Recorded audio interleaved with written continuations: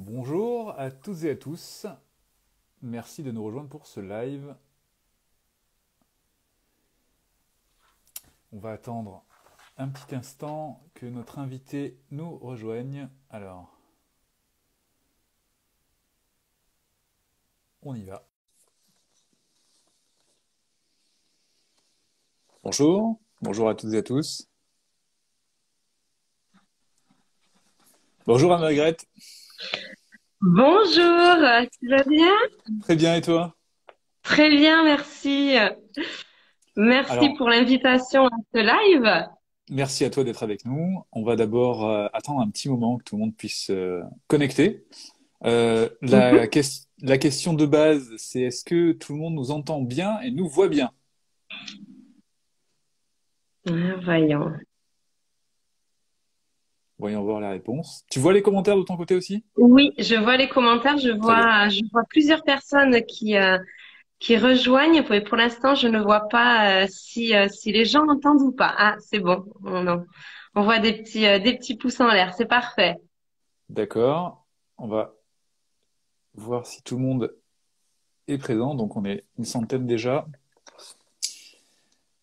Voyons voir. Alors le thème du jour est un thème dans la continuité de ce qu'on a commencé à évoquer la semaine dernière, notamment créer un climat d'apprentissage propice justement pour les enfants et notamment un apprentissage au sein d'une structure scolaire où on va essayer d'enlever tout système punitif, notamment donc les punitions, mais on va également veiller à prendre des mesures autour de ce qu'on pourrait appeler comme de la bienveillance, et notamment on va parler de certaines méthodes que toi tu utilises, donc je vais te laisser la parole pour te présenter.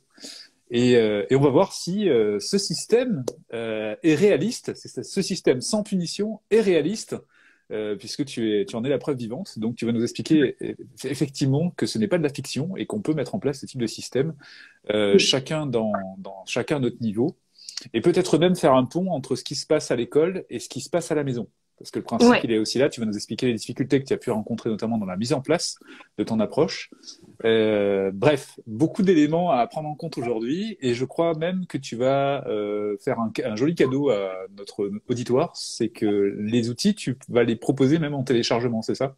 Oui, oui, oui. D'accord, Ils seront super, disponibles, ils seront disponibles aussi et trouvables sur mon site internet. Donc, très ce bien, sera accessible, à tout moment. Tout à d'accord. fait. Alors, je vais te laisser la parole déjà pour te présenter, s'il te plaît. Mhm. Donc moi je m'appelle Anne-Margrethe, je suis enseignante depuis bientôt 15 ans. Depuis oui 13 ans. Et alors en fait j'ai commencé donc en France et puis ensuite j'ai migré en Australie où j'ai enseigné mais toujours dans le système français dans une école française. Donc j'ai enseigné à tous les niveaux de la maternelle petite section jusqu'au CM2. Voilà, j'ai pu expérimenter de nombreuses choses et à la suite de ça, j'ai décidé de partager les outils que j'avais mis en place. J'ai voulu fabriquer une plateforme en fait pour répondre aux besoins et aux questions que je recevais de la part d'une grande majorité de parents. Donc c'est pour ça que qu'est né mon désir de créer Aide-moi à grandir. Sous la forme d'une chaîne YouTube et également d'un site internet pour partager tous les outils en fait que je pouvais partager moi avec les parents et euh, et aider en fait, aider à construire quelque chose autour de la bienveillance et de la positivité dans le domaine de l'éducation. Alors, Euh, je te coupe juste une seconde. Alors, la communauté te connaît puisque moi-même, je t'ai découverte lorsque tu as publié une vidéo sur la communication non violente. Et ouais, je l'ai partagée donc sur Papa Positive et il y a eu effectivement beaucoup de succès pour cette vidéo. Donc, c'est pour ça que je suis ravi de t'avoir avec moi aujourd'hui et je suis ravi que tu nous expliques comment tu as pu mettre en place ce climat en classe bienveillant, disons en tout cas dénué de violence éducative en général. ouais. Alors, donc merci à tous d'être là. Je regarde un peu où on en est. Très Je bien. crois qu'il y a quelqu'un qui demandait si c'était enregistré. Oui, alors oui, il y aura effectivement un replay de ce live et je vais même essayer de le poster aussi sur Facebook ensuite, comme ça tout le monde y aura accès.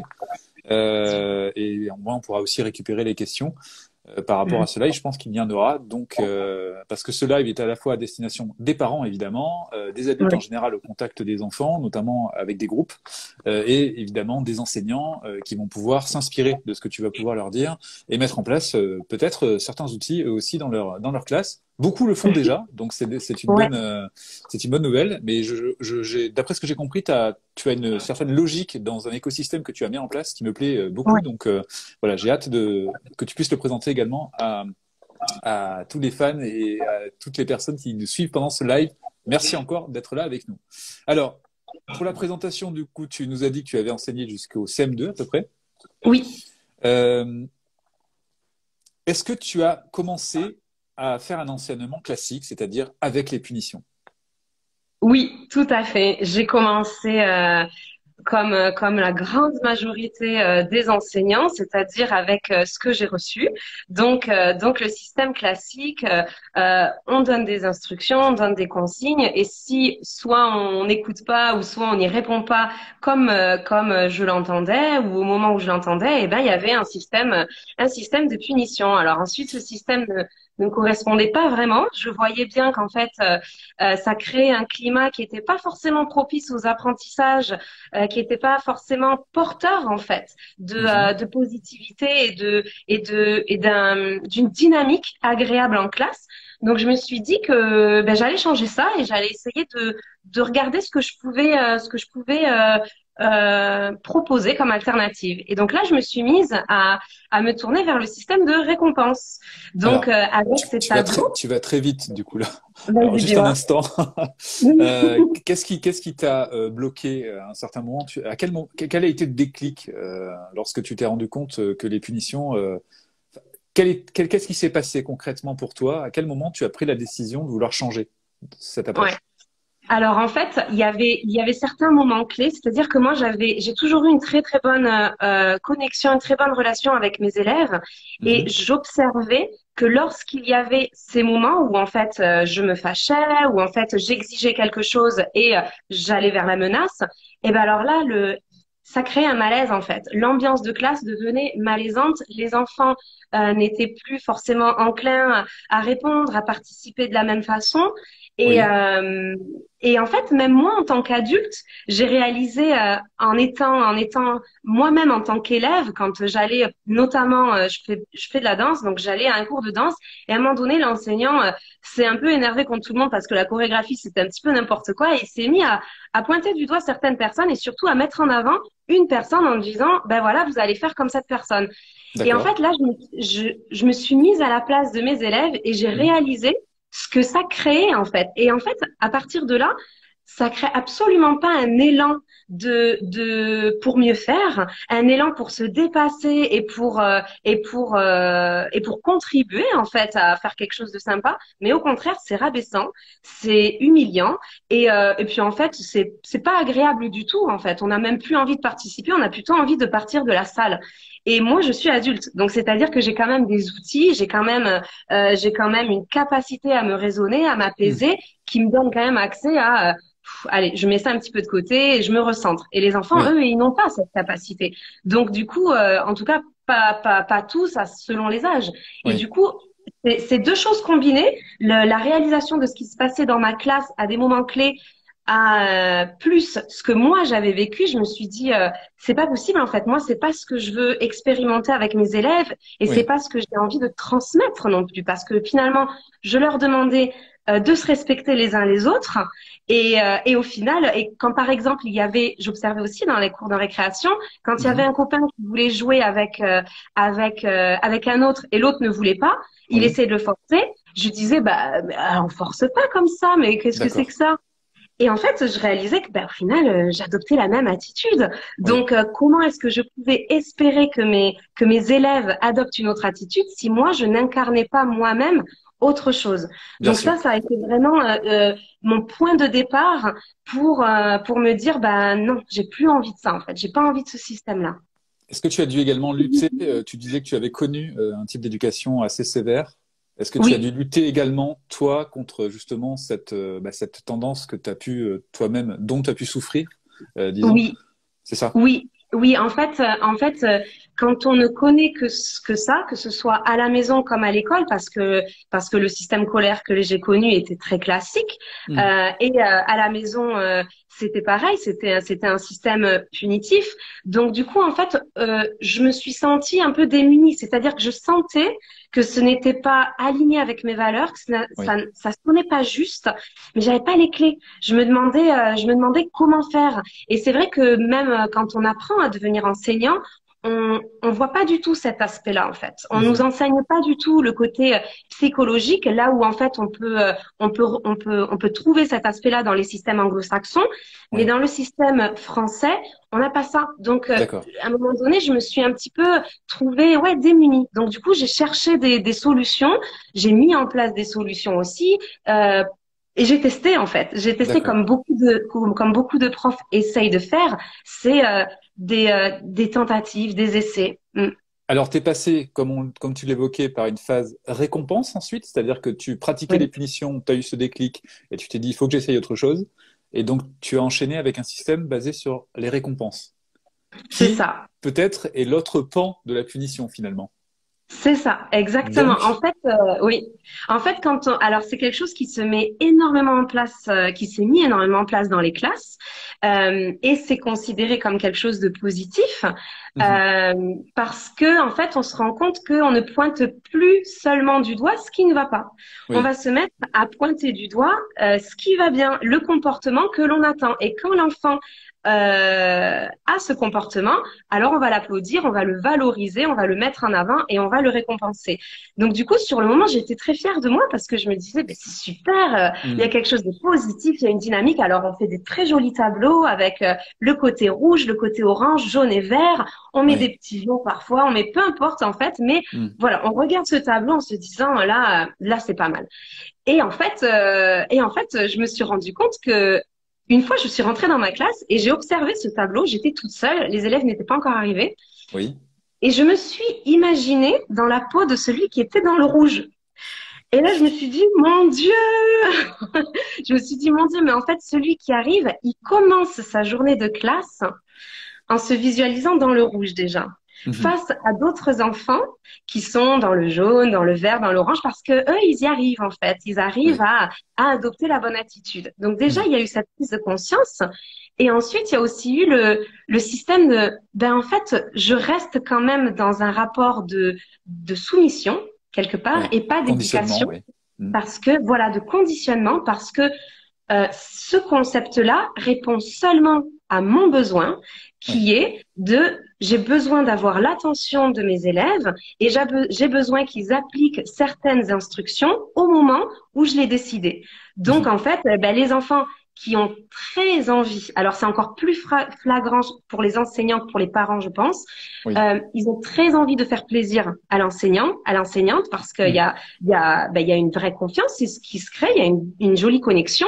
Et alors, en fait, ben, on va essayer d'aller dans le vert, pas seulement parce que on se dit que ça va créer quelque chose d'harmonieux dans la classe, mais parce qu'on a envie de faire plaisir à l'enseignante. oui. Donc, du Donc, coup, on appelle ça une je- motivation. En fait, on n'est pas dans une motivation intrinsèque, on est vraiment exactement, sur une motivation pour faire plaisir à l'autre, et donc on exactement. n'a pas vraiment ce qu'on ressent, quoi, Pas avec le du tout. système de Et on va, récompense. on va voir les failles, en fait, de Mm. ce système à des moments où, en fait, les enfants sont peut-être un petit peu plus fatigués ou autres et Oui. où, en fait, ils veulent aller dans cette direction, mais en fait, ils n'y arrivent pas parce que Mm. leurs besoins les empêchent, en fait, Bien d'aller sûr. par là. Donc, en fait, il y a des failles de toute façon. Il y a des failles, voilà, ça n'entrait pas. En fait, j'avais fait un petit pas en avant. J'avais Oui, fait un petit pas dans le sens où, voilà, je regarde aussi ce qui est positif, mais en fait, c'était pas quelque chose de positif pour les enfants. C'était quelque chose bien de sûr. positif pour moi. Donc, je me suis dit, allez, ça ne va pas non plus. Il faut Mm. changer. Donc, deuxième étape pour toi. Mhm. En revanche, là, je vais juste avoir une petite remarque et peut-être que tu vas confirmer. Les enfants majoritairement dans ta classe ont l'habitude d'avoir affaire à ce système de récompense-punition. Finalement, ils s'adaptaient assez facilement à ces deux parties-là déjà. Oui, en fait, certains avaient l'habitude et certains étaient très contents Oui, parce qu'en fait, ils étaient habitués à un système de punition à la maison ou dans les autres classes dans lesquelles oui. ils avaient été. Donc, soit ils étaient hyper contents de se rendre compte que s'ils avaient un comportement positif, ça allait au moins être récompensé, ça allait pas Hmm. passer à la trappe. Ou alors, en fait, ils étaient habitués à ça dans des classes précédentes ou à la maison, en fait. Mais D'accord. ils étaient pas, ouais. D'accord. Du coup, ils ont retrouvé ce système et en fait, ils s'étaient habitués à ce système-là. C'est Oui, ça? Donc, pour eux, oui, c'était une sorte de repère. Malheureusement, c'était un repère qui dépend de l'extérieur, c'est ce qu'on évoque. Et donc, on va voir ensuite ce que tu as découvert, toi. Mais je voudrais juste un point. Comment tu as fait pour... Alors, si, tu vas passer à la troisième étape, du coup, tu vas nous expliquer comment tu es passé à la troisième étape.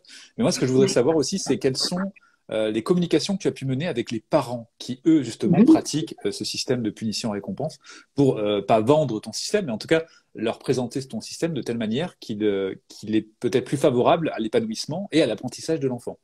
Donc, Ouais, je te laisse continuer dans ton ouais. processus. Alors, donc quand je me suis rendu compte que ça ne fonctionnait, enfin que ça n'allait pas dans le sens de mes valeurs, Oui, je me suis dit voilà, j'ai essayé d'analyser en fait, j'ai essayé de prendre du recul et de me rendre compte quels étaient les axes dans, sur lesquels en fait les enfants avaient parfois du mal en fait, pour lesquels en fait le système de punition et récompense se mettait en place. Et j'ai observé trois axes. mhm, Le premier, ça va être l'ambiance générale de la classe, c'est-à-dire est-ce qu'il y a du bruit, est-ce qu'il y a une écoute, est-ce qu'il y a une attention particulière, est-ce que le cadre est agréable. mhm. Le deuxième axe, c'était la qualité du travail. C'est-à-dire, est-ce que les enfants travaillaient? Est-ce qu'ils étaient soucieux du travail bien fait? Est-ce qu'ils avaient envie? Est-ce qu'ils faisaient leur lecture correctement? Ou est-ce qu'ils papotaient Mhm. avec les copains copines, etc. Et le troisième axe, c'était les rapports entre les enfants eux-mêmes, c'est-à-dire les disputes. Donc, par exemple, quand on va avoir un enfant qui va pousser un autre, ou qui va Mhm. se disputer avec quelqu'un d'autre, eh ben on va rentrer là aussi dans les punitions en fait. Bah non, Oui, t'as fait mal, allez maintenant tu vas t'asseoir par là, mhm. tu te calmes un petit peu, etc. Donc en fait j'ai Oui, observé ces trois axes, voilà. Et je me suis dit si je ne veux plus utiliser ni les punitions ni les récompenses, comment faire mhm. pour améliorer ces trois choses, ces trois Oui, aspects. Et en fait j'ai réalisé que tout était interdépendant. C'est-à-dire que on pouvait créer tout un univers pour, pour en fait incarner cette bienveillance, pour faire en sorte que cette bienveillance devienne un fonctionnement, autant au niveau de l'ambiance de classe qu'au niveau en fait de l'engagement dans le travail ou dans les rapports entre les enfants eux-mêmes en fait. oui, Et donc du coup, je me suis penchée sur de quoi les enfants ont besoin en fait. Je, ah, je regardais énormément de quoi j'ai besoin moi en tant qu'enseignante, mais de quoi ils ont besoin eux. Et je suis devenue en fait, j'ai pris un rôle plus d'architecte. Je me suis demandé comment est-ce que je vais construire ma classe, ma salle de classe déjà, de sorte que les enfants puissent avoir leurs besoins satisfaits. Donc tout a commencé déjà dans proposer des alternatives pour que les enfants puissent travailler debout, puissent travailler assis, puissent travailler alors, même allongés. Vas-y. juste un petit point. Les besoins, Mhm. c'est un point essentiel parce qu'on a tendance à parler beaucoup des émotions en ce moment. Et c'est bien, c'est en train de se démocratiser. Mais les Mhm. besoins viennent avant les émotions. On sait Oui, notamment, et tu nous préciseras ça tout à l'heure, mais la communication non violente fait le lien entre le besoin et l'émotion. Une émotion ouais, désagréable va se déclencher quand un besoin n'est plus satisfait. c'est Ce qui veut ça. dire que toi, tu as changé de regard. Donc, tu as déjà pris en compte ce côté émotionnel de l'enfant. Tu le disais, tu as regardé les enfants qui se sentaient mal dans ce système, donc Oui, émotionnellement désagréable, on va dire. Et ensuite, tu es arrivé au cheminement de dire, je vais cibler sur les besoins. C'est bien ça. Donc, un enfant, par exemple, qui a exactement. besoin de bouger, tu t'es demandé comment mettre en place un système pour que cet enfant ou ce groupe d'enfants puisse bouger. C'est bien ça. Donc, tu as axé ton regard non plus sur les symptômes, les conséquences, c'est-à-dire le comportement de l'enfant, mais en remontant petit à petit de l'émotion jusqu'au besoin. C'est bien ça? Exactement. D'accord. Exactement. Et et puis en fait, quand on est dans une salle de classe, ben, on a beaucoup d'élèves. On va dire majoritairement entre 23 et 28 élèves à peu près. Oui. Donc, du coup, c'est, quels sont les besoins? Quels sont les besoins, on va dire, généraux? d'un enfant de cet âge-là, et ensuite quels sont les besoins individuels en fait de Mhm. chacun. Il y en a certains qui n'ont aucun problème à rester assis pendant 1 heure, pendant 1 heure et demie. Il y en a certains qui peuvent pas en fait, tout simplement, Ouais. qui ont besoin de bouger, qui ont besoin de s'activer. Donc du coup voilà, j'ai essayé de de créer en fait une espèce de radio de ma Mhm. classe en me demandant ben c'est qui sont mes élèves? Qui sont mes élèves? Et de passer déjà du temps avec eux pour apprendre à les connaître, passer du temps aussi à demander aux parents comment ça se passe à la maison, comment sont les enfants à la sortie de l'école? Est-ce que c'est l'explosion ou est-ce qu'ils vont bien? Comment ça se passe le week-end? Quand il y avait des enfants justement que j'avais un petit peu plus de mal à cerner, en fait, les profils un petit peu plus particuliers, et ben là, j'essayais de me rapprocher des parents pour non pas pointer du doigt quoi que ce soit, mais toujours dans le but de comprendre l'enfant en fait. Qui est cet enfant? De quoi il a besoin? De quoi il a besoin à la maison? De quoi il a besoin à l'école? Et comment moi, je peux essayer de créer un environnement propice en fait pour qu'il puisse apprendre lui aussi en sérénité et dans la joie et la bonne humeur en fait. Donc, tu as fait du sur-mesure, si on veut, c'est-à-dire que tu t'es vraiment Oui, intéressé à la vie oui, de l'enfant, à ce qu'il pouvait ressentir, à oui. ce qu'il pouvait justement vivre au quotidien. Et également, et c'est ça qui est très important, tu as établi le contact avec les parents. Oui, Et et c'est je là vois où ça. c'est Oui. là où c'est quelque chose qui est extrêmement précieux. C'est quelque Mhm. chose qui dans l'éducation nationale est mis de côté. On a tendance à dire voilà les parents il faut les garder derrière le portail et je vais pas enfin on nous enseigne ça hein. Enfin Oui. je veux dire on nous enseigne voilà les parents vous allez voir c'est pas forcément évident d'avoir les Mhm. relations etc. Donc c'est vous qui savez c'est vous les professionnels. Mais et alors qu'en fait, on est dans de la coéducation. On n'est pas Oui. dans une éducation purement académique d'un côté et une éducation plus personnelle d'un autre. On est dans une coéducation. Oui. Donc cette relation enseignant-parent, elle est essentielle, elle est primordiale et elle est précieuse. Mhm. Et en fait, il faut aussi la voir sans en avoir peur. C'est-à-dire en la regardant en se disant comment est-ce que je peux aider l'enseignant à mieux comprendre mon enfant et l'enseignant, comment est-ce que je peux me rapprocher des parents pour mieux comprendre mon élève. Oui. Et à partir de là, on va créer quelque chose de productif, de constructif, et on va aller dans la même direction en se tenant la main et Mhm. pas en ayant peur en fait de se faire taper sur les doigts parce que ben, l'enfant là il travaille pas bien, parce que mon enfant ceci cela. Ça met aussi énormément de culpabilité sur le dos des parents, hein, Oui. de se dire comment est-ce que mon enfant réagit. On ne sait pas ce qui se passe dans une salle de classe et tous les Mhm. parents ont le profond désir que tout se passe bien, que Tout à l'enfant fait. travaille, qu'il évolue et qu'il participe aussi à créer une atmosphère agréable. C'est le Exactement. désir profond de tous les parents. Mais comment faire ça? Et quand on va pointer du doigt, là, il fait pas ceci, là, il fait pas cela, eh ben, il y a une culpabilité parce qu'il y a aussi une forme d'impuissance Mhm. qui se met sur les épaules des parents, une forme d'impuissance de qu'est-ce que je peux faire en fait, à part le gronder, le punir, etc. Donc il faut vraiment, pour moi, c'est primordial et c'est un des principaux enjeux de l'éducation aujourd'hui, je trouve, c'est de créer en fait ce pont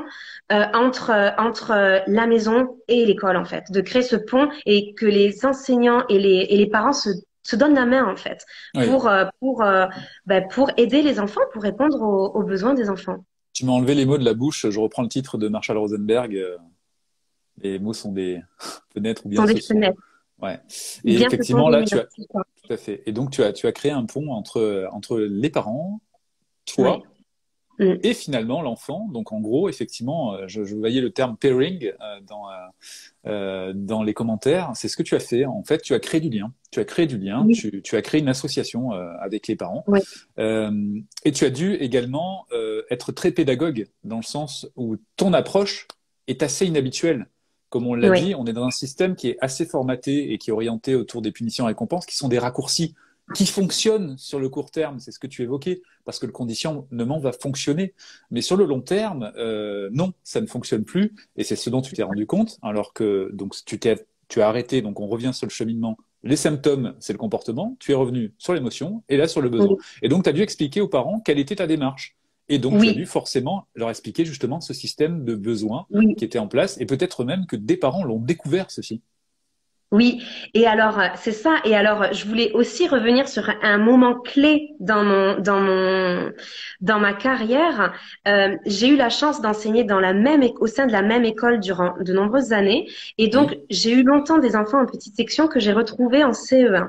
Mhm. Et en fait, j'adorais en petite section poser la question à mes élèves, est-ce que tu sais que t'es fantastique?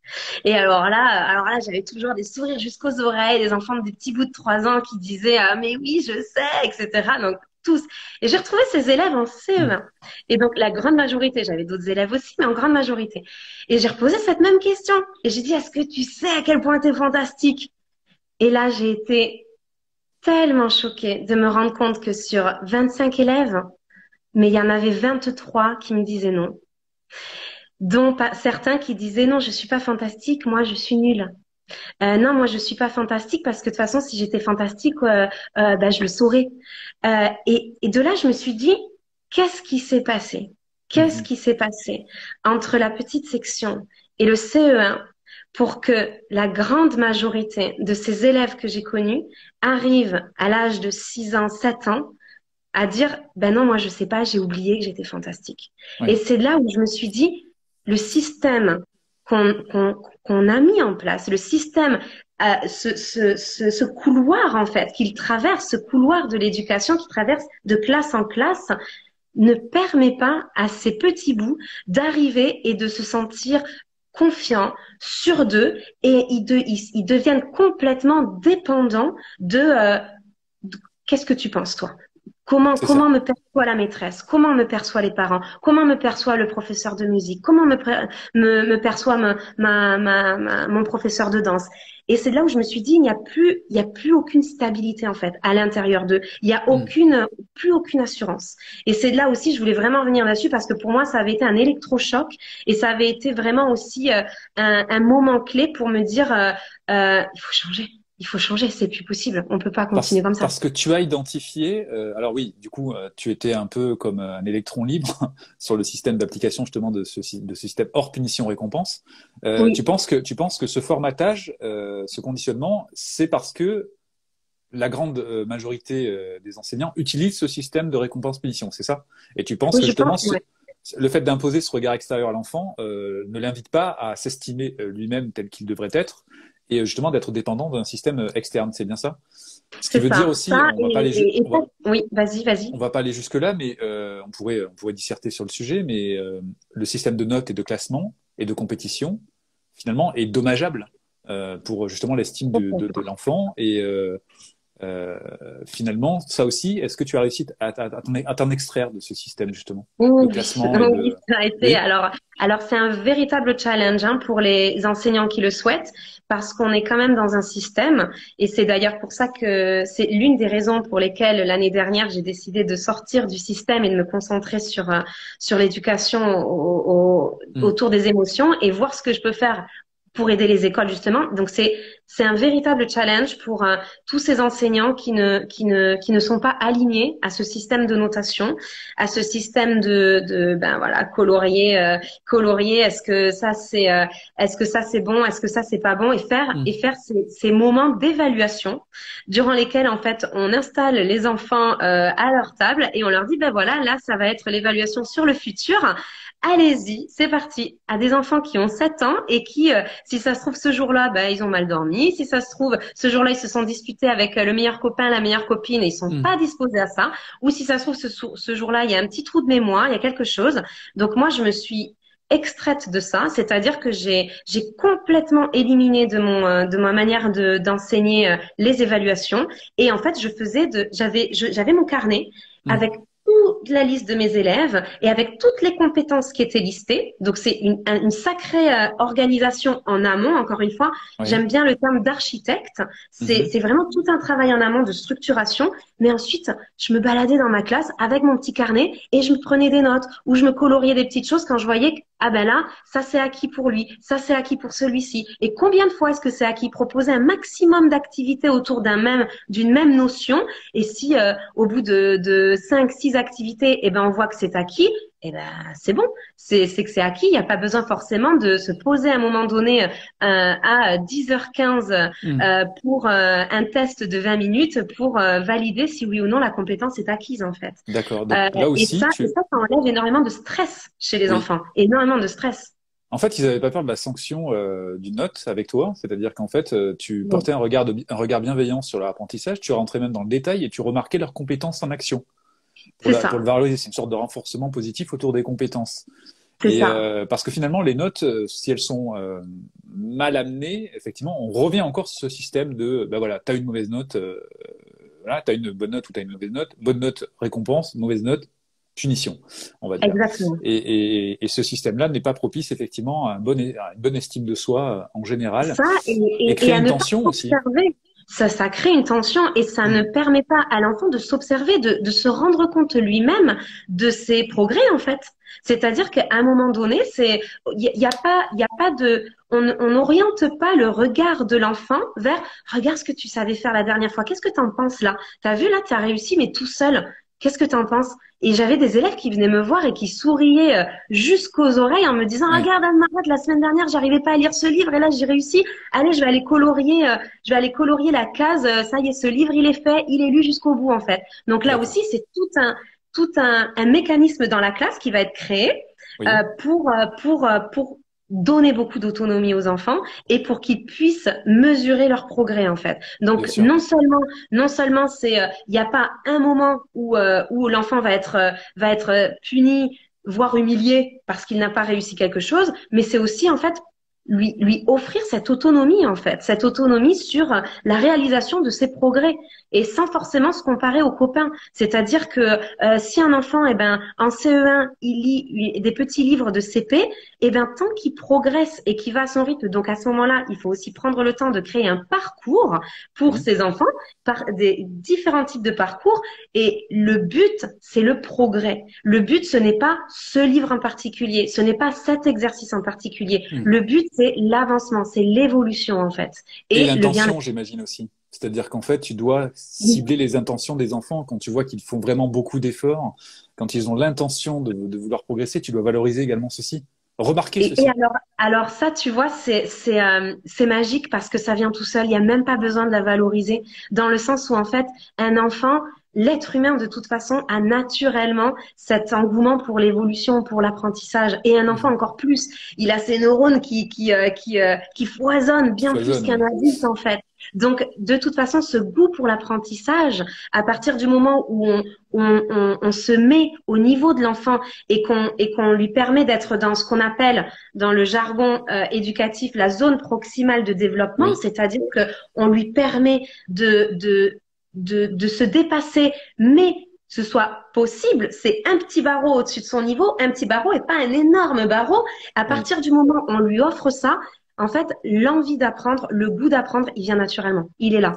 C'est important cette zone proximale. Je ne sais pas si elle est enseignée, mais du coup, c'est Oui, en fait une zone proximale, c'est un peu une courbe si on veut, et l'enfant, enfin, va être dans une zone ici entre les deux courbes du bas et du haut, enfin entre les deux zones du haut et du bas. En bas de la zone, il va s'ennuyer, et en oui, haut de la zone, il va être en surstimulation, donc ça va être très fatigant pour lui au niveau stress et au niveau tension. Et en fait, il faut vraiment se situer entre les deux pour que l'enfant se sente bien et soit dans de bonnes conditions d'apprentissage. Alors, comment c'est faisais-tu ça. pour être dans cette zone proximale d'apprentissage? Alors, alors, j'observais énormément. Et alors, j'avais créé tout un système dans lequel, en fait, les enfants étaient en autonomie.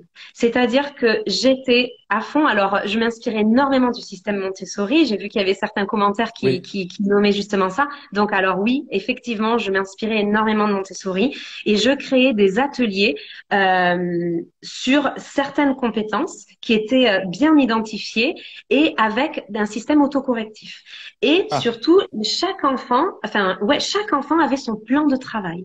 Donc, d'accord. il avait accès à les ateliers de lecture, les ateliers de mathématiques, les ateliers d'études de la langue, les ateliers même de gymnastique du cerveau, où en fait on apprenait la logique, on apprenait la réflexion, on avait des ateliers de jeu pour apprendre aussi à coopérer, on avait des ateliers d'écriture. Bon, en fait, on en avait, j'ai isolé ça avec via des zones pour que ce soit clairement bien repéré par les enfants. Et Oui, ensuite, tous les enfants avaient leur prénom et avec tout un tas d'ateliers à disposition. Et d'accord. ils allaient chercher les ateliers qui correspondaient à en fait, à leur zone. Et c'est là où, en fait, là aussi, on peut faire confiance aux enfants. Hmm. C'est-à-dire que naturellement, ils n'ont pas envie de faire un truc hyper facile. On a souvent tendance à se dire, ah ben non, mais si je le laisse faire, il va rien faire du tout. Et parce que ce qu'il veut, c'est juste se la couler douce, entre guillemets. Mais c'est pas vrai du tout. Un enfant, il a envie de se challenger. Alors certes, il y a des domaines dans lesquels on va être plus à l'aise que dans d'autres et où on va avoir besoin d'un accompagnement. Mais après, ben, c'était mon rôle. Je me considérais plus comme un guide en fait. C'est-à-dire Oui. que j'allais chercher l'enfant, l'accompagner, le remotiver, être à côté de lui pour lui dire, ben là, tu vois, allez, tu sais quoi, on va essayer de passer à ce niveau-là cette fois-ci. Et en fait, je me baladais tout le temps avec mon carnet dans lequel en fait je prenais des notes. Donc le système était tellement autonome et chacun avait accès à ce tableau qu'il pouvait Mhm. remplir, que moi, en fait, je pouvais être à distance et circuler entre les enfants pour aider certains, pour prendre des notes sur certains autres et pour réadapter ensuite mes ateliers en me disant, bon, ben là, il faut que je fournisse des ateliers un petit peu plus complexes. Là, il faut que je fournisse des ateliers avec un petit peu moins de difficultés parce qu'il y en a qui ont besoin encore d'un petit peu plus Oui. d'aide. Et en fait, je réadaptais tout le temps, tout le temps, tout le temps, tout le temps, tout le temps. J'étais constamment dans aller les nouveaux ateliers et les enfants, ils demandaient tout le temps. Ils arrivaient le lendemain en disant, est-ce que tu as fabriqué de nouveaux ateliers? Et voilà, en fait, l'idée, c'était de me rendre moins, comment dire, moins indispensable Oui. en termes d'écoute. C'est-à-dire que j'ai dit au revoir au cours collégial Hmm. où en fait la maîtresse, l'enseignant est devant sa classe et où tout le monde reçoit la même information au même moment. Donc j'allais expliquer, il y allait avoir quand même des moments comme ça durant par exemple durant lesquels j'allais expliquer les ateliers, les objectifs Oui. des ateliers, mais en fait ensuite tous les autres moments où il y avait un enseignement euh, où j'allais présenter un concept différent, et ben j'allais essayer de le faire en maximum en demi-groupe, D'accord. ou en groupe de 5, 6 enfants, etc. Comme ça, j'étais vraiment au plus près des besoins des enfants. Mais J'arrivais ça, à cerner et à connaître davantage chaque élève. on te l'a pas demandé, ça, c'est toi, c'est ton initiative. Non, non, non, ça, c'est même pas forcément évident de mettre en place ça quand justement on est dans on est dans un système où ça c'est un petit peu justement encore vu avec des soupçons, Scepticisme, avec ouais. inquiétude. Oui, Hmm. parce qu'en fait, ça veut dire lâcher prise. Ça veut dire ne pas avoir cette sensation de contrôle. Et par exemple, le concept des évaluations. Ouais, je reviens. C'est pas évident de présenter son système. Et alors là, il faut juste être armé, être Oui. outillé plutôt, pas être armé, être outillé en présentant en fait, eh ben ce que j'ai. J'étais pas, voilà, le petit papillon dans la classe et c'était Disneyland. Non, en fait, il y avait tout un suivi, il y avait toute une observation. C'est juste qu'elle était différente en fait. Donc de là, en fait, à partir du moment où moi je pouvais présenter mes observations où je pouvais voir qui avait besoin de quoi, à quel moment, et où Hmm. j'entretenais aussi une discussion avec les parents, alors là, la confiance se crée. La confiance se crée dans l'école aussi, mais c'est pas forcément, non, c'est pas forcément évident ça. Les enseignants qui souhaitent faire ça, c'est une véritable auto-formation. C'est une Oui. véritable auto-formation, ouais. Mm. Et c'est un véritable pari aussi, parce qu'en réalité, Oui, on le disait, le système de résultats est quand même prôné également oui, par les institutions. Et là, finalement, tu as fait le pari de oui, changer la donne, d'offrir un cadre complètement différent, de rétablir des liens oui, avec les parents, de se oui. concentrer sur les besoins des enfants. Et au final, malgré tout, si quelqu'un d'extérieur vient voir ta classe, les résultats sont là. Exactement. Et en fait, même moi, hein, j'ai eu des moments, bah, je suis humaine, hein, donc du coup, j'ai eu des moments où je me disais, quand je me sentais être un peu toute seule dans mon bateau, je Hmm. me disais, oh, est-ce que je vais pas détruire la carrière de ces enfants? La Et en carrière. fait, et donc oui, la carrière. Et du coup, c'est sûr qu'il y a des moments où on se dit, est-ce que je fais bien? Et en fait, il y avait quelque chose juste à l'intérieur de moi. Il y avait cette assurance, et même si parfois je tâtonnais, je me disais où est-ce que je vais, j'avais une assurance, c'était que le système duquel je venais ne me correspondait plus de toute façon, ne me Oui. correspondait pas. Donc de toute façon, peut-être que je tâtonnais vers un autre fonctionnement, mais quoi qu'il en soit, l'ancien il répondait pas du tout ni à mes besoins, ni aux Mhm. besoins des enfants en fait. Donc du coup, c'est là où je me suis dit bah allez, non, le pari je le prends. Et quand rapidement j'ai vu que certains enfants qui avaient complètement lâché la lecture, donc moi cette année-là j'étais en CE1 où en fait on m'avait dit alors tu vas voir cette petite chouchoute là, elle a complètement lâché, je sais pas comment la récupérer. Et quand j'ai vu qu'en fait dès quelques semaines, les enfants commençaient, cette petite fille notamment, Hmm. commençait non seulement à avoir le sourire à l'idée de venir à l'école, mais en plus à entrer dans la lecture, en fait, à aller choisir un livre, à me demander, Anne-Margrethe, tu peux venir lire avec moi, j'aimerais bien essayer celui-ci. Et je me suis dit, mais bien sûr que je vais dans cette direction, parce qu'à partir en fait, pour moi, ma boussole, c'était Oui. le bien-être des enfants, c'était la joie d'apprendre des enfants. Pour moi, ça a été ma boussole. Donc, peu importe ce qu'on me disait, j'écoutais pour pouvoir fournir des preuves, parce qu'évidemment, il faut des indicateurs. C'est essentiel d'avoir des repères, en fait, de construire ces outils. C'est essentiel pour Hmm. savoir où en est l'enfant et comment l'aider. Mais à côté de ça, pour moi, mon seul indicateur, c'était la joie de venir à l'école des enfants.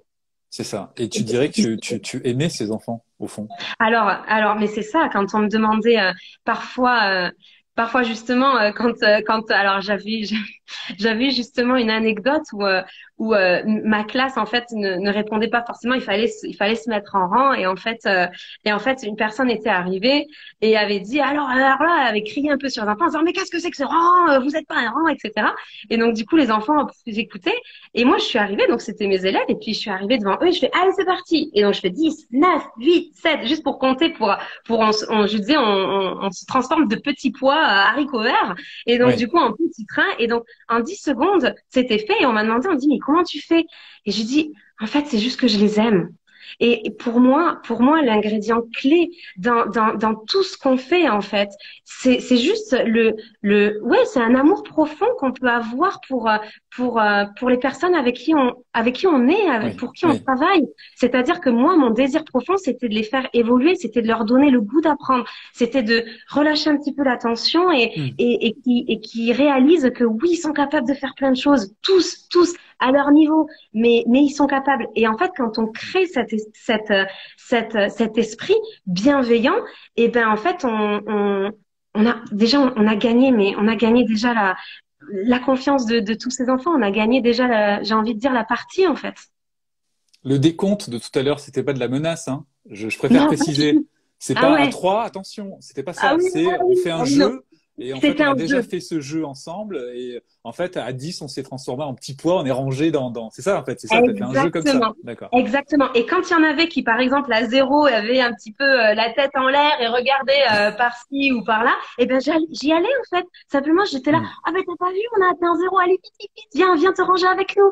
Mais tout était porté sur la bienveillance en fait. Vraiment la positivité, la bienveillance. Et quand on arrivait à zéro, mais c'est pas grave, j'allais les chercher. Mais dans tous les cas, le jeu était tellement sympa, dynamique, et puis il y avait une telle ouais, un bonheur en fait entre nous, de toute façon qu'on partageait que allez, on y va comme ça, on rentre en classe et on attaque ce qu'on a attaqué, etc. Donc en fait, les choses elles se font naturellement.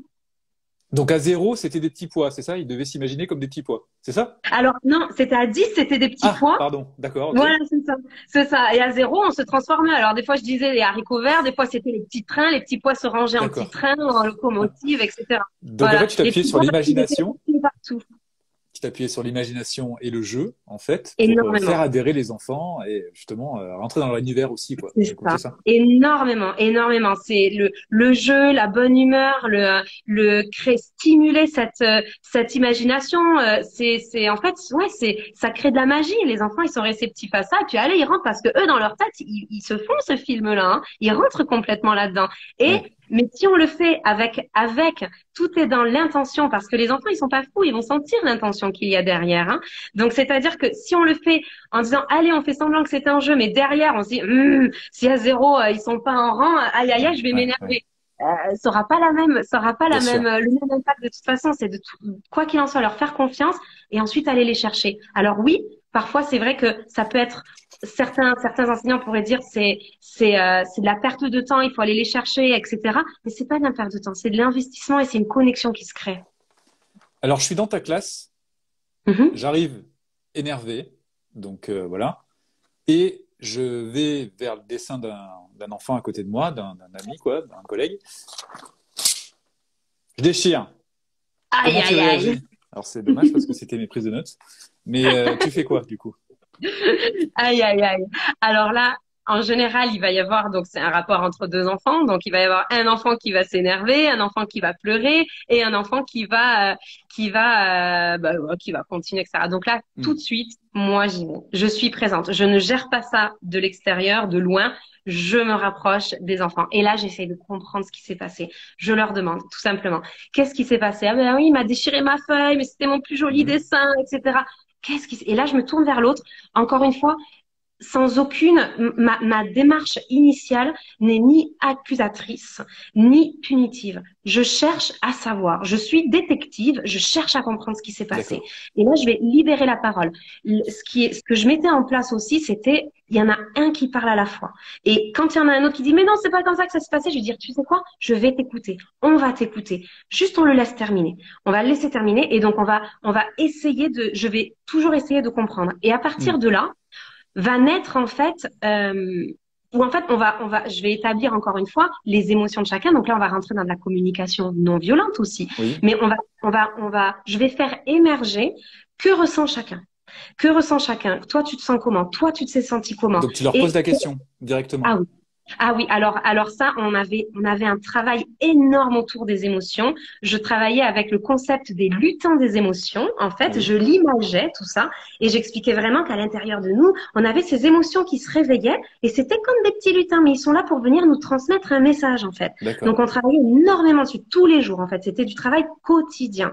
Oui. Et alors à partir de là, je demandais mais qu'est-ce que tu ressens à l'intérieur de toi? Alors, il y en avait certains qui se disaient ben, il y a le lutin de la frustration qui s'est réveillé. Moi, Hmm. il y a le lutin de la colère, il y a le lutin. Et en fait, je disais, qu'est-ce qu'ils te disent? Quel est le message? De quoi tu as besoin? Pour moi, ma Hmm. phrase clé, c'était de quoi tu as besoin. Et en fait, si par exemple l'enfant avait déchiré la feuille parce Oui. que le copain avait donné un coup de pied pendant la récréation, ou parce qu'en fait il était jaloux parce qu'il avait fait un plus beau dessin que lui et lui il n'y arrivait pas, Hmm. etc. Hmm. Alors, à partir de là, allait naître en fait j'allais essayer de faire émerger en fait l'empathie, la compassion, essayer de se connecter aux besoins de l'autre et essayer de se rendre compte comment on peut faire pour que le besoin de chacun soit satisfait. Et D'accord. ensuite, il y avait constamment réparation. Donc moi, je ne parlais pas de punition, je parlais de réparation ou de conséquences.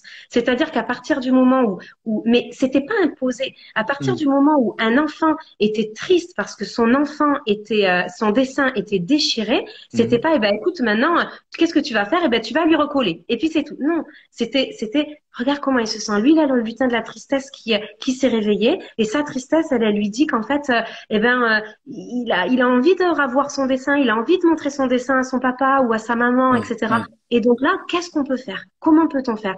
Et en fait, à partir du moment où on crée ce pont, cette connexion, moi j'appelais ça, entre les enfants, j'imagine tout, un fil d'or. Il y a un fil d'or qui se crée entre le cœur d'un Mhm. enfant et le cœur de l'autre. Et à partir de là, l'envie de réparer, elle émerge. Alors bien sûr, ça ne vient pas forcément tout le temps, tout de suite. C'est-à-dire que selon le degré de colère, de Oui. frustration, parfois il faut aussi s'isoler un Faut petit laisser peu reposer, oui. Hmm. tranquillement. Il faut se laisser, voilà, laisser poser un petit peu et ensuite on revient dessus. Par contre, il y avait quelque chose pour lequel j'étais j'étais vraiment hyper réglo, c'est à partir du moment où on commence à discuter de quelque chose, on va jusqu'au bout. Et même si c'est un D'accord. petit peu plus tard, je trouverai le temps, quoi qu'il en soit, pour régler ce problème. Et comme je leur disais, il n'y a pas de petits problèmes. D'accord. Il n'y a pas de petits bobos du cœur. Il y Mhm. a des bobos du cœur et quoi qu'il en soit, on en parle. Qu'ils soient petits, moyens ou gros, si on prend pas soin des petits, au bout d'un moment, ils vont grandir en moyen, ils vont grandir en gros, suivant Mhm. ce que l'enfant va vivre dans la journée. Donc en D'accord. fait, voilà, c'était vraiment créer cette empathie entre les enfants et montrer que on peut pas rester sans agir quand il y a eu une erreur de fait. Mais là aussi, c'était tout un travail sur le statut de l'erreur en fait, Oui, sur le oui. statut de ben oui, parfois on fait des erreurs et aller déchirer le dessin de l'autre parce qu'on s'est énervé. C'est aussi une erreur. L'erreur, c'est pas seulement Mhm. parce qu'on a fait 3 mots sur 10 à la dictée. L'erreur, c'est aussi l'erreur en tant que dans le comportement humain, en fait, dans le Mhm. comportement que l'on peut avoir avec quelqu'un. Et moi, j'avais tapissé partout dans ma classe des affiches avec on a le droit de se tromper. J'ai le droit de recommencer. Tu as fait une erreur? Super. Qu'as-tu appris de ton erreur? Et ça, c'était placardé partout. Et encore une D'accord. fois, on y revenait tous les jours. Donc, on résume. Un enfant vient de déchirer son dessin. Mhm. Euh, Tu as réussi à faire exprimer les émotions de l'enfant. Tu as même réussi à entendre la narration de ce qui a bien pu se passer, parce que bien souvent, l'acte, c'est une émotion précédente qui est de nouveau ici. Là, il se peut que dans la cour, il y ait eu justement une sorte de conflit qui se soit déclenché, qui n'ait pas été résolu et Mhm. qui se termine dans la classe. Et donc, C'est du coup, ça. en posant des mots sur ces émotions, déjà, les enfants se sentent mieux et retrouvent accès à leur capacité de réflexion. C'est important pour eux Mhm. parce que leur cerveau est immature et ils ont besoin de ça, justement, de poser des mots sur leurs émotions, qu'on les réconforte, qu'on les sécurise. Et à ce moment-là, tu passes sur un mode résolution du conflit et donc recherche de solutions. Recherche de Exactement. solutions, c'est-à-dire qu'en fait, l'enfant qui a subi, si on veut, la déchirure de son dessin, il va même peut-être pouvoir proposer une solution qui lui convient en disant, bah voilà, je veux retrouver mon dessin. Donc, bah, l'enfant qui l'a déchiré va recoller le dessin. Ou alors, simplement, Mhm. l'enfant qui a été victime de ça peut demander des excuses si ça lui suffit. Et donc, l'autre va lui présenter Exactement. des excuses. Mais il n'y a pas de contrainte, Exactement. c'est-à-dire qu'en fait, c'est vraiment friendly, j'allais dire, c'est-à-dire que Oui. tu vas véritablement les laisser presque, enfin, tu interviens au début, mais finalement, petit à petit, ils ont de l'autonomie aussi sur la gestion de leur propre conflit, j'imagine, au fil de C'est l'année. ça. C'est ça. Et en fait, on s'entraînait à ça. C'est-à-dire on avait des moments en fait durant lesquels en fait on parlait des émotions, on parlait de la communication. Et en fait, j'avais des petites cartes scénarios je Ah, montrerai plus tard et qui sont sur mon site internet justement. J'en ai là d'ailleurs. Hein. J'avais des petites cartes scénarios en fait. d'accord. Et en fait, donc là par exemple, il y avait tu joues dans la cour de récréation et tu tombes par terre devant tout le monde. Tous les enfants se mettent à rire. Que ressens-tu? De quoi as-tu besoin? Donc Super. là, on avait à partir de là des cartes des émotions. Et donc, en D'accord. fait, on se demandait, ben, qu'est-ce que tu peux ressentir? De quoi tu as besoin? Et donc, on s'entraînait sur des situations qui ne les touchaient pas sur le moment directement, donc dans lesquelles il pouvait avoir un recul parce que émotionnellement, il n'était pas engagé sur le moment. Mais par Oui. contre, on s'entraînait, en fait, on musclait ça. On musclait le fait de se demander, qu'est-ce que je ressens? Qu'est-ce qu'il peut ressentir aussi? J'avais ceci. Alors ça aussi, c'est disponible sur mon site, mais on avait de temps en temps, donc là, il y avait deux petits personnages et ici, il y a les Les émotions. émotions. Et par exemple, Mhm. quand il y avait un conflit, on se demandait, ben, qu'est-ce que tu ressens? Et donc, en Oui. fait, il traçait la ligne jusqu'à, voilà, D'accord. ceci. Et là, il se demandait, d'après toi, que ressent ton copain? Donc, on D'accord. demandait pas encore au copain, c'est demande-toi. Donc, pour créer encore une fois cette connexion. Et donc là, rejoignait les émotions et le Oui. copain faisait pareil. Et donc ensuite, on échangeait et on se demandait, alors voyons, ah, tu pensais qu'il était en colère? Ben non, en fait, il est triste, etc. Et donc en fait, on s'entraînait constamment à toutes ces petites choses-là, de sorte qu'en fait, ça devienne naturel pour eux de répondre à ces questions ou même de se faire ces questions eux-mêmes. Euh, Qu'est-ce que je ressens? De quoi j'ai besoin? Et c'est Alors, vraiment de l'entraînement. Ouais.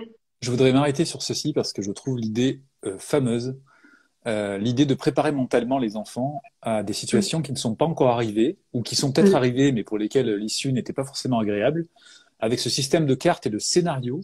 Ça permet Ouais, aux enfants de réfléchir comme un jeu, en fait, et de exactement. pouvoir s'imaginer dans la situation qui va peut-être arriver. Et lorsque la situation arrivera, on aura créé un sillon au niveau des neurones et ils sauront quelles sont les possibilités de réaction. Et je trouve que cette Exactement. méthode via les questions est excellente.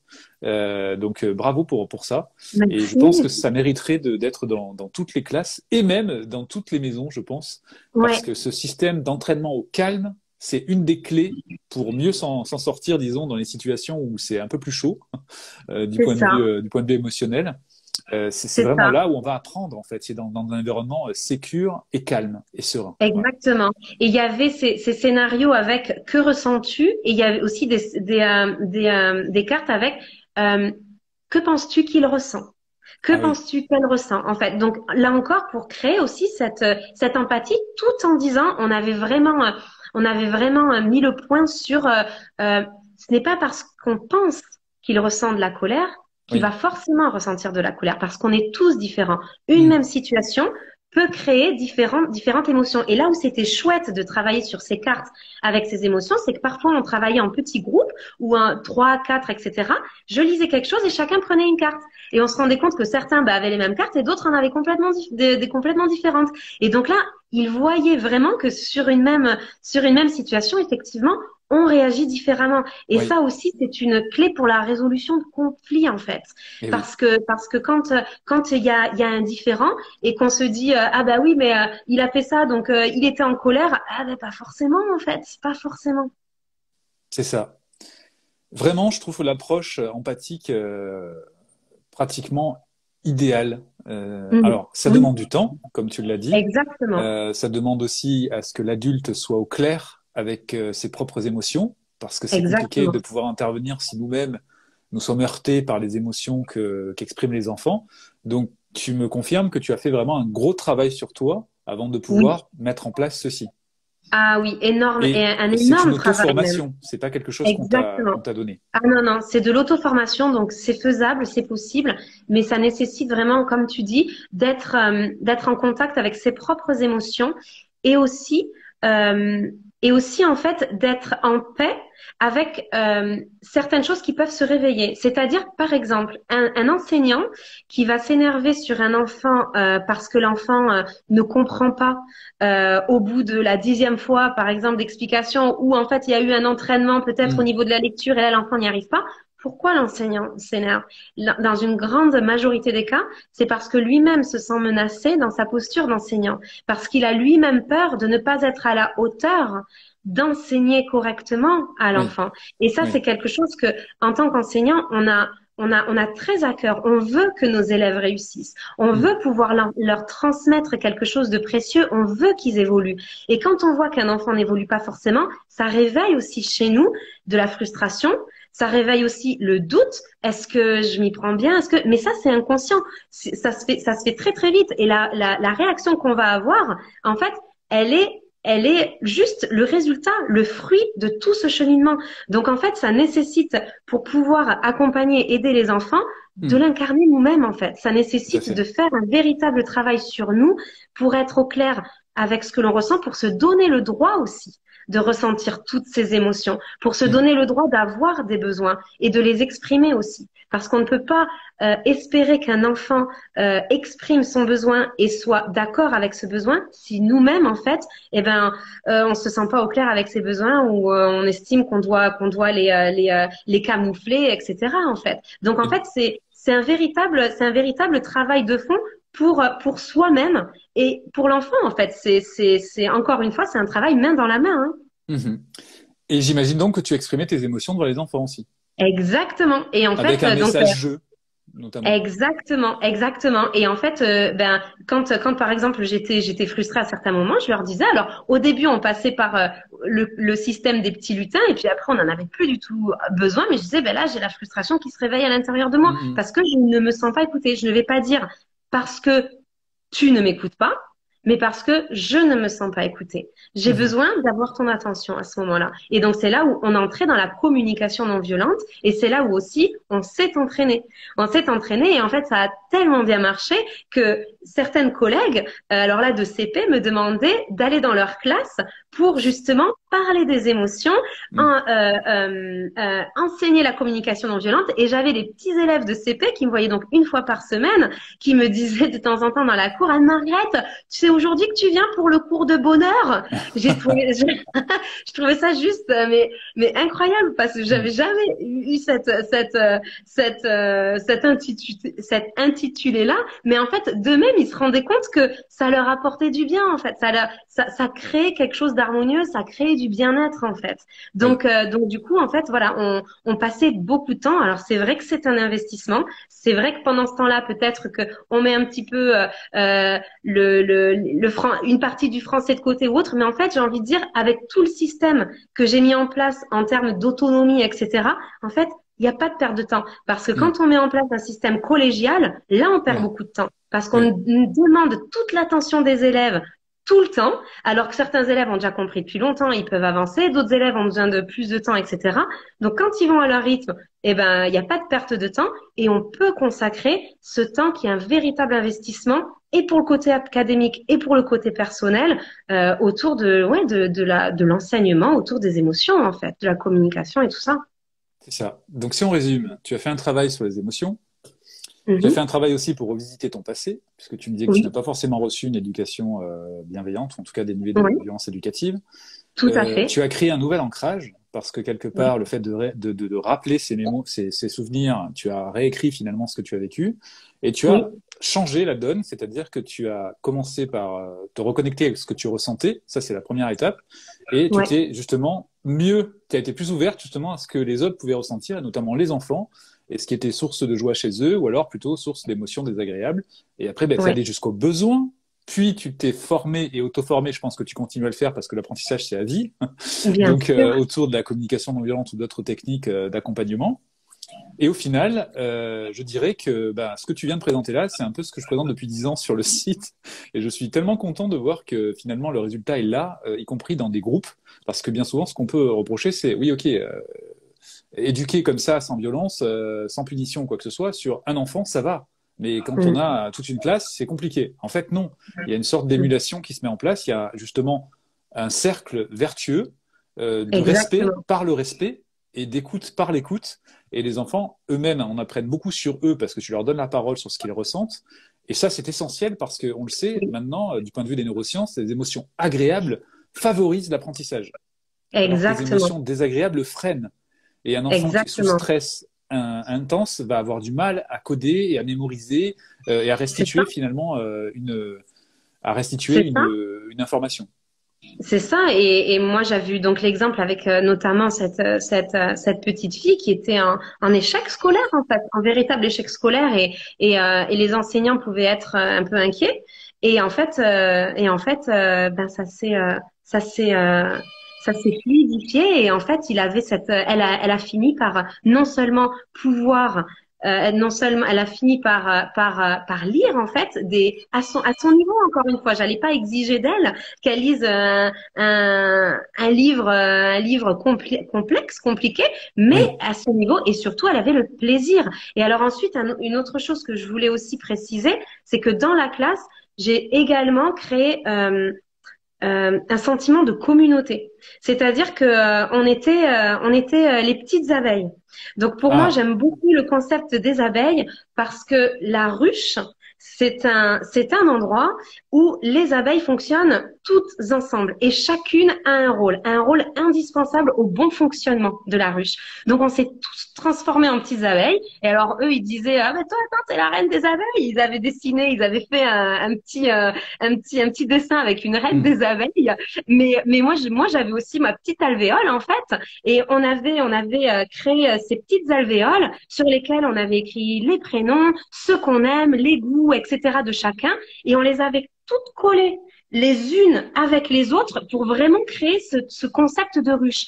Et donc, Oui. quand un enfant n'allait pas bien dans la classe, quand un enfant était soit triste, soit où il y avait une dispute entre quelqu'un, ce qu'on voulait, en fait, c'est on revenait tout de suite à ce concept de on a besoin que la classe se sente bien. Et pour que la classe se sente bien, il faut que toutes les petites abeilles se sentent bien. Donc, on va se poser aussi sur les besoins de chacun. Tout comme les règles, en fait, les règles de classe, c'était pas instauré par moi, c'était instauré par les enfants. Mais surtout, mon point de départ, ce Mm. n'était pas quelles sont les règles importantes dans la classe et qu'est-ce qu'il ne faut pas faire dans la classe, c'était comment créer une classe harmonieuse.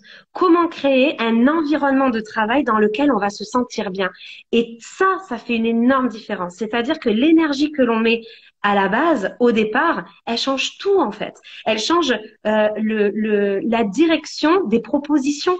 Elle change pourquoi est-ce qu'on va proposer ça? Ah ben, est-ce que ça répond à, est-ce que ça va permettre de créer quelque chose d'harmonieux? Oui ou non? Et alors, dans ce cas-là, on va le rajouter à l'intérieur, en fait. Donc, Oui. alors oui, on allait pouvoir peut-être lister des choses,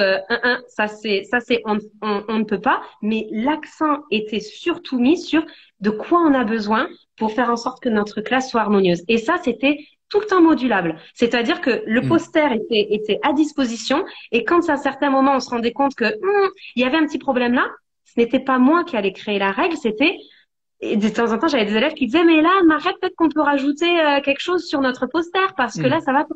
C'est eux-mêmes en fait. Je suis guide, mais eux ils se rendent compte eux-mêmes en fait de ce qui peut clocher, ce qui peut être amélioré. Donc en fait, tu as créé un cadre éducatif où les interdits sont quand même présents, mais Oui, où l'accent est mis sur ce qu'on peut faire et sur les consignes. Et c'est un système aussi adaptatif, donc tu restes garante de ce système. C'est toi quand même enfin, la reine des abeilles, oui, si on peut. oui, ouais. Euh, et au fond, ce cadre éducatif, pardon, les enfants s'y sentent bien dedans, s'y sentent en sécurité parce qu'ils y participent. Ils ont tout le temps devant les yeux les règles qui régissent ce cadre éducatif et ils savent que ce cadre peut évoluer en fonction des besoins qui peuvent émerger. C'est bien ça? Exactement, exactement. D'accord. Exactement. Et en fait, l'idée, quand on est enseignant et qu'on veut créer quelque chose justement de positif, de porteur, c'est de se demander euh, qu'est-ce, tout ce qu'on peut mettre en place en fait. Qu'est-ce que je peux mettre en place qui participe à ça? Donc, par exemple, en récréation, on avait mis aussi en place le bureau des mots du cœur. Et alors, c'était marrant parce qu'à ce moment-là, on avait travaillé sur les homonymes. Et donc, Mhm. c'était les élèves eux-mêmes qui avaient proposé ça. Ils avaient dit ben, Mariette, mot du cœur, ça peut être MOTS ou MAUX. Donc, c'était des bobos du cœur quand on a un chagrin, quand on a une dispute, Oui. ou alors quand juste on a besoin d'exprimer quelque chose, en fait. Mhm. Et donc, ils savaient que j'étais présente. Quand j'étais de service à la récréation, j'étais présente Mhm. et on pouvait venir à n'importe quel moment. On avait aussi mis en place dans ce système de ruche d'abeilles des abeilles fées. Et ces abeilles fées, D'accord. en fait, c'était des petites abeilles relais euh, auxquelles vers lesquelles on pouvait se rapprocher quand on avait un problème. Donc, comme Mhm. on avait ça là, cette communication non violente, pareil, qui est disponible sur le site avec tout ce processus de O pour observation, émotion, B pour besoin, D pour demande. On disait tout le temps, c'est le bonhomme O, E, B, D. Oui. Et bien, en fait, il y avait des petites abeilles fées qui se sentaient à l'aise avec ça. Et du coup, quand il y avait un petit problème, que ce soit dans la classe ou que ce soit en récréation, les enfants savaient qu'ils pouvaient s'orienter vers ces élèves. Mhm. Alors attention, il ne s'agit pas de les rendre non plus 100% responsables. C'est-à-dire que l'idée, c'est soit que ces petites abeilles fées disent, bon ben là, moi je peux pas parce que je suis en train de faire un jeu, mais je vais Oui. t'aider à aller trouver un adulte, ou alors d'aider vraiment à comprendre ce qui s'est passé, à résoudre un conflit, Des etc. Mais médiateurs un peu. ce sont des médiateurs, mais ce ne sont pas Mhm. des responsables. Il ne Mhm. s'agit pas non plus de dire, bah alors, Bien qu'est-ce que tu sûr. as fait? Pourquoi tu les as pas aidés? Ou là, en fait, on transforme, on renverse la vapeur Bien sûr. et le système n'est plus du tout porteur, en fait. Mais Mhm. en fait, c'était ça, c'était de me demander qu'est-ce que je peux mettre en place pour faire en sorte que tout, en fait, aille dans la même direction Oui. et à tous les moments. Oui. D'accord. J'aime beaucoup cette idée de nommer des médiateurs Mm. et justement qui sont des relais de la bonne marche finalement de tout le groupe en fait. Oui, oui.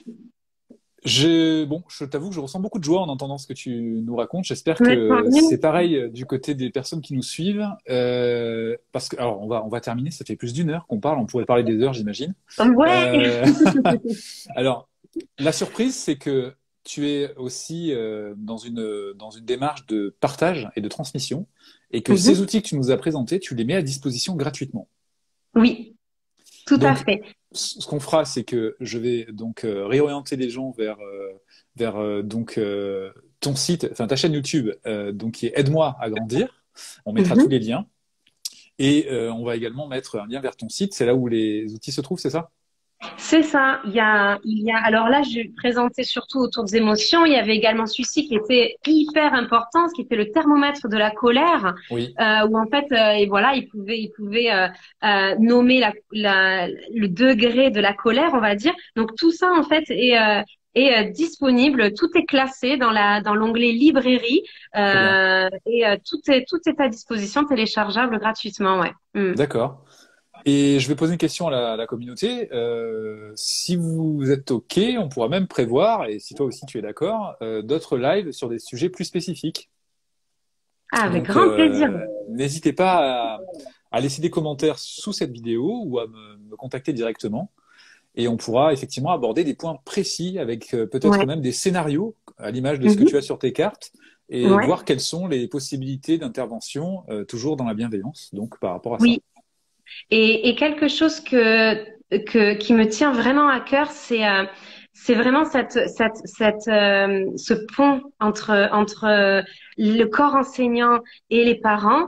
Et en fait, peut-être, voilà, savoir en fait, que pensent les parents en fait, qu'est-ce qu'ils appréhendent, de quoi ils auraient besoin en fait. Hmm. Essayer peut-être voilà, de voir comment recréer cette réconciliation Oui, entre l'école et la maison, en fait. tout Ouais. à fait. Et on va faire mieux que ça, je pense, la prochaine fois, j'y pense. On va faire intervenir en direct des personnes. Ah bah alors Tu te là, ça sens serait prête? super. Ah bah Tu sortiras ton costume de avec reine des abeilles pour répondre? avec grand plaisir. Bon, merci beaucoup pour ce temps que tu nous as accordé.